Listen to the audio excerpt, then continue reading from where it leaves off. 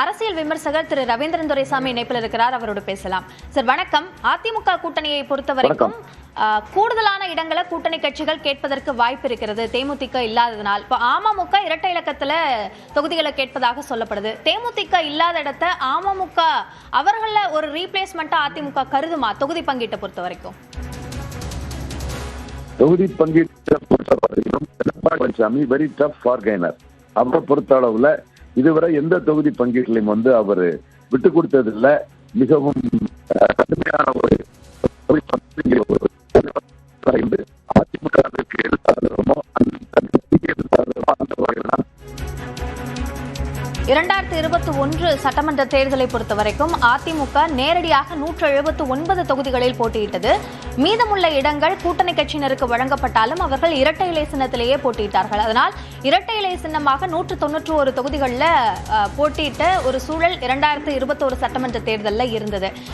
கடந்த தேர்தலையும் கூட திமுகவை பொறுத்தவரைக்கும் 173 தொகுதிகளில் நேரடியாக களம் கண்டாங்க. அவர்களை விட கூடுதலான இடங்களிலேயே அதிமுக நேரடியாக களம் கண்டது. அப்படியான ஒரு சூழல் தான் தற்போதைக்கும் உருவாகுமோ என்ற ஒரு கேள்வி எழுந்திருக்கிறது.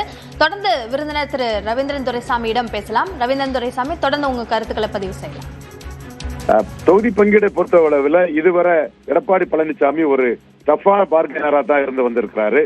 அவர் எந்த இடத்திலுமே அதிமுகவின் நலனை விட்டு கொடுத்து ஒரு தொகுதி பங்கீட்டை செய்ததில்லை. இதுவரை நாம் பார்த்த அளவுல எல்லா இடத்திலுமே அவர் மிகவும் கடுமையாக நடந்து கொண்டுள்ளார்.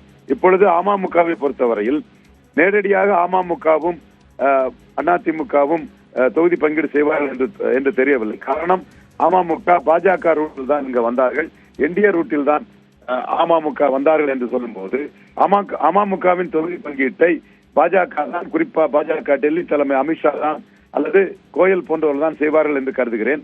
அமமுகவிற்கென்று என்ன இடம் என்பதை எடப்பாடி பழனிசாமியும் பாஜக தலைமையும் தான் முடிவு செய்து அதை தினகரனுக்கு அவர்கள் ஒதுக்குவார்கள் என்று தெரிகிறது. நேரடியாக தினகரனை எடப்பாடி பழனிசாமி டீல் பண்ணுவார் என்றால் அது எடப்பாடி பழனிசாமி கடைசியாக அமமுக என்ன வாக்கெடுத்தோ அதற்கு ஏற்பத்தான் தன்னுடைய தொகுதி பங்கீட்டை எடப்பாடி பழனிசாமி நடத்துவார். அதே வேளையிலே தினகரன் பொறுத்தவரையில் 2021 தன்னுடைய பங்களிப்பு இல்லாததனால் அதிமுக பல தொகுதிகளில் தோல்வி அடைந்தது. அதனை கருத்தில் கொண்டு தனக்கு இடங்கள் வழங்கப்பட வேண்டும் என்ற கோரிக்கையை தினகரன் வைப்பார். நிச்சயமாக இந்த தொகுதி பங்கீடு பிரச்சனை இல்லாமல் முடியும். ஆனால் தொகுதி பங்கீடில் யாருடைய கை ஓங்கி இருக்கிறது என்பது தொகுதி பங்கீடு முடிவு வந்த போதுதான் தெரியும். என்னை பொறுத்தவரையில் எடப்பாடி பழனிசாமி விட்டுக் கொடுக்க மாட்டார். அவர் மிக கடுமையாகத்தான் தொகுதி பங்கீடு செய்வார் என்று நான் உறுதியாக கருதுகிறேன். நன்றி திரு ரவீந்திரன் துரைசாமி, இணைப்பில் கருத்துக்களை பகிர்ந்து கொண்டதற்கு.